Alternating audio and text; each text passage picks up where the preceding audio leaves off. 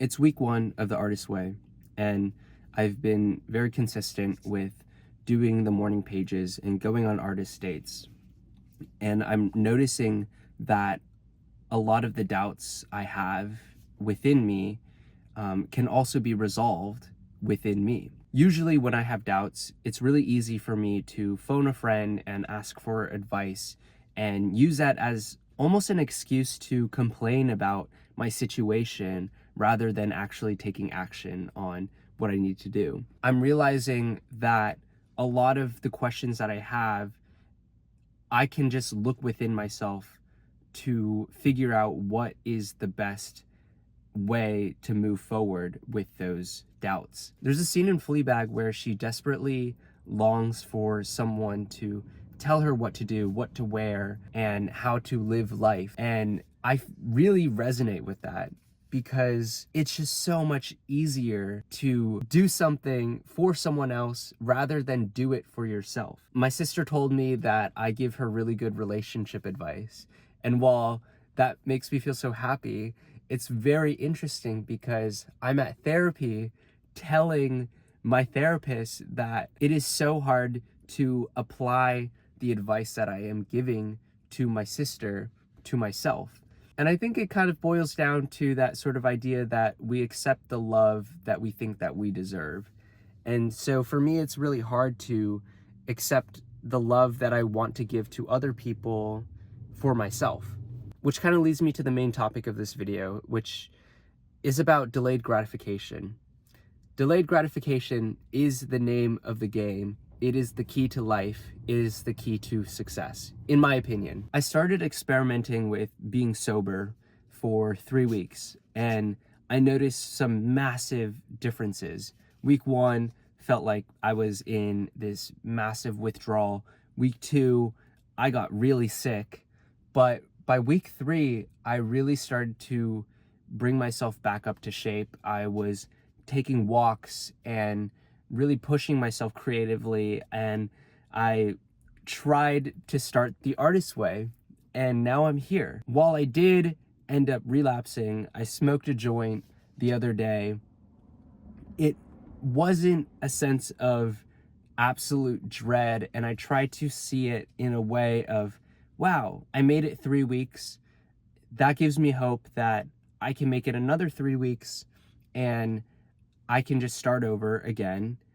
And maybe this time I can do beyond those 3 weeks, because I haven't been 3 weeks sober in a while.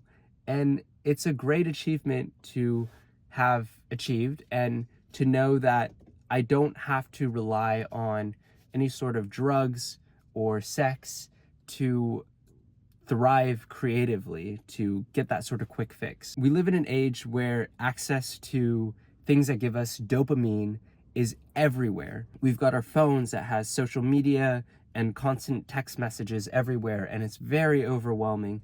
And then there's weed that can help us instantly feel relief. And there's so much ease to access of sex because there are now hookup apps everywhere, and we can just easily find that.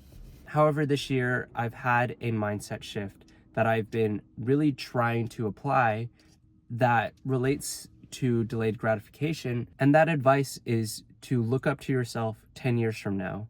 Who do you want to be, and how can you achieve that? And then 10 years from now, you'll be looking up to the version of yourself 10 years from then, and you'll always be looking up to that person. To me, I see myself going in 2 different directions 10 years from now. One of them has achieved a lot of these goals that I have in mind. The other version of me has not achieved these goals, has stayed in this sort of self-doubt paralysis, and kind of stays stagnant. In fact, maybe he might have dug himself into a hole of drug, sex, addiction, and so on. And I don't want to go down that path. And I'm so deeply terrified of that path because it is a path that is so easy to go down with the lifestyle that I was living, that was so unstable, that was not looking out for my future self. When I see myself 10 years from now, I feel like everything that I do today counts. The habits that I create kind of snowballs and creates this sort of momentum. And because of that, I try my best to go to the gym, try to stay sober, try to work through programs that allow me to feel like I can achieve long-term success that isn't going to bite me in the ass later down the line in the future.